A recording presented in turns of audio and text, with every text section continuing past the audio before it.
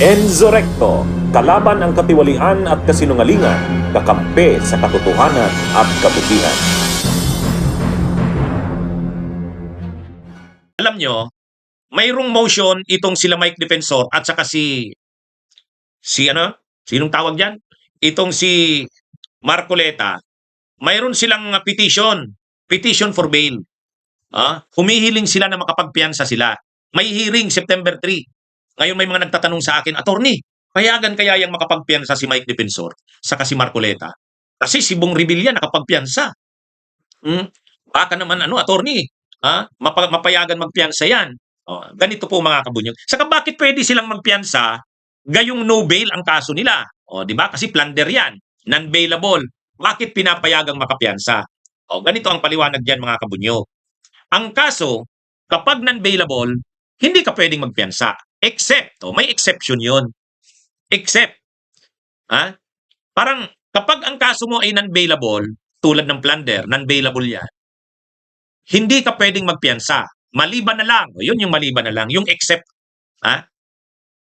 maliban na lang kung ang evidence of guilt sa'yo is not strong. Yun. Yan yung mga kabunyog. Yan lang yung dahilan na kahit ang kaso mo ay non-bailable, pwede kang makapagpiyansa.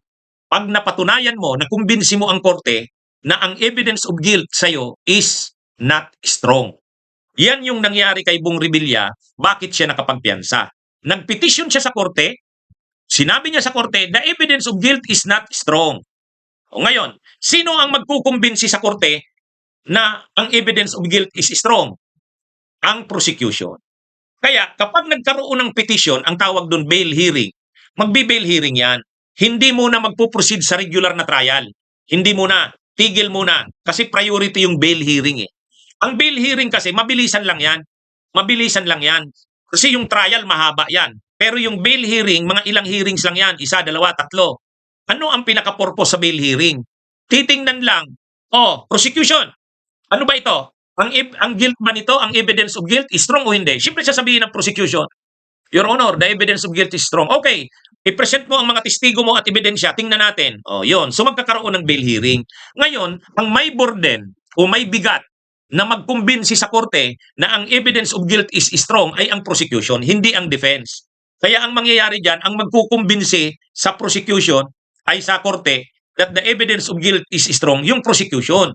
So ang mangyayari dyan, ipipresent dyan yung mga ebidensya laban kay Marcoleta. Ipipresent yung mga ebidensya sa kayong mga testigo.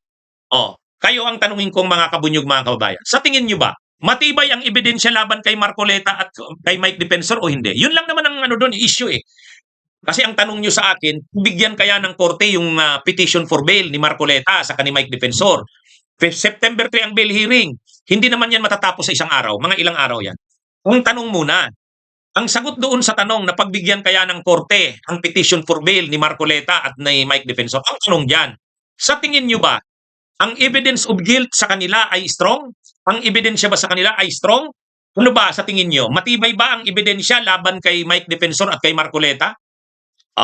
Kung ang evidence of guilt is strong, hindi pagbibigyan yan. Hindi pagbibigyan ang bail. I-deny ang bail niyan. Kaya ang tanong ko sa inyo, sa tingin nyo ba the evidence of guilt ni Marcoleta at sa kanila Mike Defensor is strong? Sino ba ang nagbigay ng ebidensya? Di ba si Marcoleta mismo? Yun ang problema ni Marcoleta. Doon siya nagkamali. Admitted niya eh. Nag-submit siya ng mga pleadings sa COMELEC. Inamin niya. Unang-una, tumanggap ba siya ng pera galing kay Mike Defensor? Yes, di ba? Tinanggap niya. Saka doon sa dalawang negosyante, yung si Jesse Espiritu at saka Aristotol Biray, tinanggap yun ni Marcoleta. Admitted niya yun eh. Parang ganito yan. Tumanggap ka nga ba ng pera? Yes, inadmit niya yan. Magkano ang tinanggap mo? Total dun sa binigay sa kanya, 75 million. Anong mga araw? January yata yun. January 9, 6, 9, ganito. Taong 2025. Pangalawa, nung tinanggap niya yan, congressman pa ba siya? Yes, admitted niya rin. Admitted niya. Congressman pa siya. Bawal yun. Bakit ka tumanggap ng gift? Public official ka. Doon, atay. Yun ang problema kay yun ang problema kay Marcoleta. Ang ebidensya sa kanya, galing mismo sa kanya. Kaya, paano mo naman masasabing the evidence of guilt is not strong? Ha? Kasi ano yan eh, ang ground lang naman para mapagbigyan yan na hindi makapagpiyansa, the evidence of guilt is not strong. Ay ang linaw-linaw eh. Inadmit niya eh. Inadmit niya kasi. Yun na nga yung ano eh, yun na nga, sabi nga ni Panelo, di ba? Kahit si Panelo nag-react yan eh. Sabi ni Panelo, ano naman kasi yan si Marcoleta, bakit lawyer naman siya, bakit niya inamin yun eh? Oh, di ba? Yun yung problema ni Marcoleta. Kaya ang hirap kumbinsihin diyan na ang korte na sasabihin mong the evidence of guilt is not strong. Oh, nasubrahan kasi yung arrogance niya. Oh, yan. Yan mga kabunyog. Kaya ang problema, yan na yung naging problema diyan ni Marcoleta. So, yung hinihiling ni Marcoleta at saka ni Mike Defensor na bail, makapagpiyansa, mahirap. Kasi, ang issue kasi sa pinapayagan ka lang naman na makapagpiyansa kapag non-bailable ang kaso mo if the evidence of guilt is not strong. So, ang tanong, ang evidence ba of guilt sa kanya is not strong? Hindi eh. Kasi admitted niya mismo eh. Admitted niya mismo.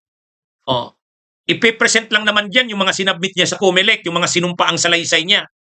'Di ba? Saka hindi niya naman dinideny. Sabi niya, "Oo, tumanggap ako ng pera." Oh, ganun ang sabi niya eh. Oo. Oh, galing sa mga kaibigan ko. Oh, later pinangalanan niya kung sino, si Mike Defensor, Aristotol Biray, saka JC Espiritu. Oh, inamin niya 'yan eh. Oh, ang problema ngayon, inamin mo 'yan, congressman ka tapos tumanggap ka ng pera, bawal 'yun. Bakit mo? Yun na 'yun. Ang iniiwasan kasi ni Marcoleta doon, kaya niya inamin 'yon. Ang iniiwasan niya yung election case sa COMELEC. Kasi ganito, kapag tumanggap ka ng pera, hindi pa naman campaign period, January eh. Tinanggap niya yung pera January eh. Ang campaign period, February. Ang nakalagay sa election law, kapag tumanggap ka ng pera, hindi pa naman campaign period, hindi ka pa kandidato. So kung hindi ka kandidato, hindi mo kailangang i-declare yon. So ang ginawa ni ni Marcoleta, inamin niya, tumanggap siya ng pera. Pero hindi February, January.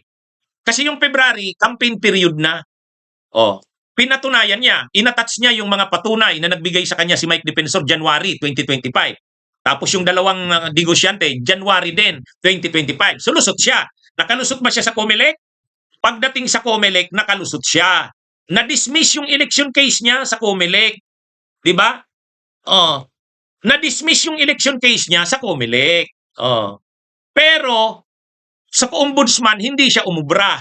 Hindi siya nakapasa sa ombudsman. Bakit? Okay. Sa COMELEC, wala kang election case. Wala kang election case. Pero tumanggap ka pala ng pera. Magkano ang natanggap mo? 75 million. Ilang beses? 3 beses yon. Oh, 75 million. Tapos 3 beses. Plunder yun. Kasi bawal tumanggap ang isang public official galing sa private person by reason of your public office. Di ba? Bawal yun eh. Ha? Bawal yun. Bawal. Yung receiving gift directly or indirectly from any person by reason of your public office. Tapos pag ang amount na na-receive mo, more than 50 million, maraming beses yun. Ha?